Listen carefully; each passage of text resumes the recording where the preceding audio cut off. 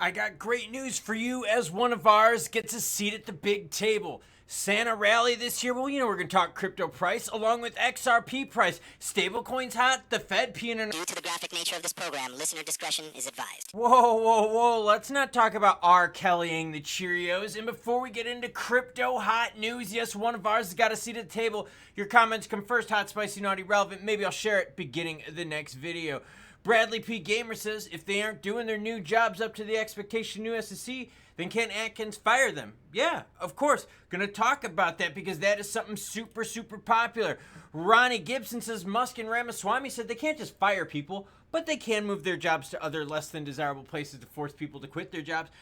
All right, deal with the SEC is this. Remember all those people that Gensler appointed to big positions, right? They're kind of hard to get rid of. Part of the problem we got is, remember, they were doing their jobs under the rules that they had, under the leadership they had. Their point of view, they were doing the right thing, the letter of the law. The courts were upholding a lot of it, right? Right. Now you got a new regime coming into play. If they don't want to play ball, they're going to find ways to have them frickin' do taxes in Antarctica, all right? And only giving them the skivvies to do it in. Now, if they want to play ball, they'll get a seat at the table too, because we're going to talk about one of ours getting a seat at the table. Defeating Sherrod Brown. Love it. Bitcoin's sitting at 94,673. You notice the alts are green up on the screen? That's right, girlfriend. ETH up 5.25, BNB up 7%, Sol up 6, ADA up 5.6, XLM at 4.2, Sui at 6.7. I'm talking about percentages. XRP up 2%. We're going to talk price at the end. But first, Stablecoin Payments are crypto's biggest story in 2024. Oh, totally, dude. Everyone's getting into stablecoins. In fact, RLUSD, right, launched in 2024. Mica stuff kicking in, pushing Tether out of Europe. But here's the deal. Tether said, okay, you're going to push our USDT out of there because we're not Mica compliant. We're just going to launch a new one that is compliant. And that's what they're working on right now. Stablecoins, big. But listen to this. The largest financial institutions are eager to explore tokenized assets. Nikola Plekas, head of commercialization of Visa Crypto, told Payments. He noted that they require regulatory certainty to do so at scale. We've been talking about the money on the sidelines, and the honest fact is people are waiting for the regs to actually take place to get their money in. So it's very safe to say that the money that's in it now is still considered early money. Yeah, think about that. Billions on the sidelines are actually waiting for the day that regs come. Even if the night before they're like, yo, we're voting on it tomorrow. They're like, oh, well, we're not going to do it tomorrow. We're going to wait. We're going to wait till it passes, and then we're going to make sure, and then that's how it's going to work. So experts out there talking the good stuff. Crypto-friendly Senator-elect Bernie Moreno assigned to the Senate Banking Committee. Golf clap. Golf clap. Yep, that's right. This is a good one. Number one, defeated Sherrod Brown. I told you that this was the race to look for. When it came to Deaton versus Warren, I said he had zero effing chance in the world. And that actually was proven to be very true. Couldn't get rid of Warren, but we got rid of Sherrod Brown and replaced his spot with, yes, a new rookie, Bernie Moreno, who is very crypto-friendly. Crypto-friendly Senator-elect Bernie Moreno, Republican from Ohio, has been assigned to be the soon-to-be Republican Senate Majority Leader Tom Thune to become a member of the Senate Banking Committee. That committee could prove pivotal in the start of the crypto-related bills in the new year. It has the jurisdiction over two key agencies, the SEC and the CFTC. Other crypto-friendly lawmakers, including Lumens, who wants the BTC reserve, were also assigned to stay on the committee. Love it. Oh, by the way, I want to read this, anything else in the video, it's all linked down below. Now, remember, Moreno beat Sherrod Brown and got help from what, everyone? The super PAC Fair Shake. Yeah, that Ripple donated to. They were very successful. Ripple, good strategic use of money. Love it. All right. Santa rally. Let's talk about it. Look at Santa. Santa's looking at the charts and he's like, look, got to deliver some gifts to kids. I also got to deliver gifts to those chicks out there that are a little lonely at night. Because Santa Claus, what is, no. Looking though up on the screen, you're seeing right now that BTC has the softness while the alts are definitely starting to move. They're starting to heat up. Is there going to be enough juice to go through Santa's rally? Well, it depends, because volume is going to have to be something that we have to deal with. There's going to be very low interest on this, which means this is going to be a fully retail fueled movement. Institutional money is going to be super quiet.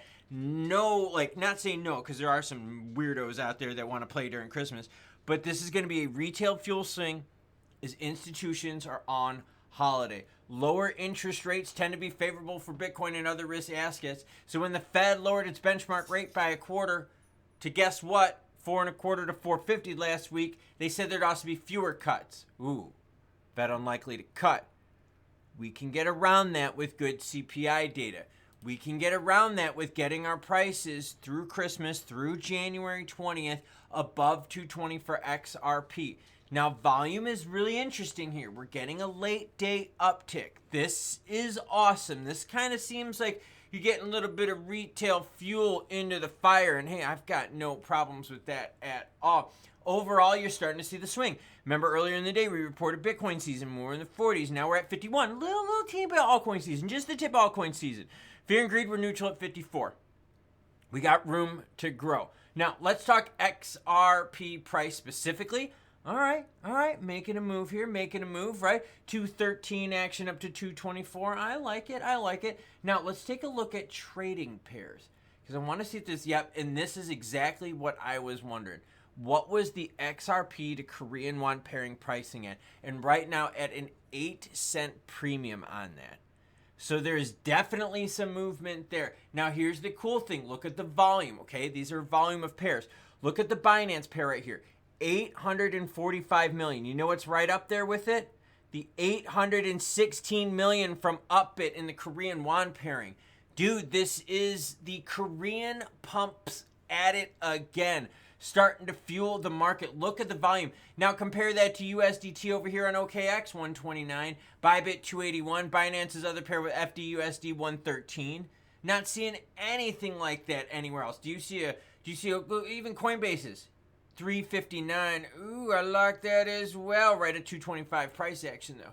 So you're getting a big pump from the Korean won market, about twice the size of Coinbase's and then some. And oh, she notices a difference if it's twice the size. Now let's go to the candlesticks and take a look and see what this move did, because we did fight a little bit of resistance on it. And let's kind of zoom in a little bit here so you can see what I'm talking about. It's still early in the move. We got up to 227.89. So players right there were saying, yo, not yet. But the move is early. And the entire market, with the exception of Bitcoin, seems to be moving to the side of green. Totally fueled by retail money. And oh my gosh, what are we getting? Some help from some Korean won pairing. That's right, Upbit action almost as high as Binance's action. Juicy stuff for XRP as the volume overall is down. But in certain areas, it's just spicy and hot. All right. So it's a little unexpected move here with the Korean won pairing being juicy, but we'll take it. If it takes us from 213 to 225, awesome. We're back above that 220 mark where XRP seems to really want to hover around. Is it dead set on that price? No, you've seen oscillations both ways. So you've seen the ability for players with a bunch of zeros in their plays be able to make 10% quite easily. And they're just going to keep taking that juicy action because it is going to be volatile AF. Now, will this momentum continue? Well, I don't know. It's early. I'm bringing you the news as fast as I can. That's why you hit the notification bell. We already skipped the subscribe thing. If you haven't hit the subscribe thing by now, I don't know what to tell you. I'm sorry.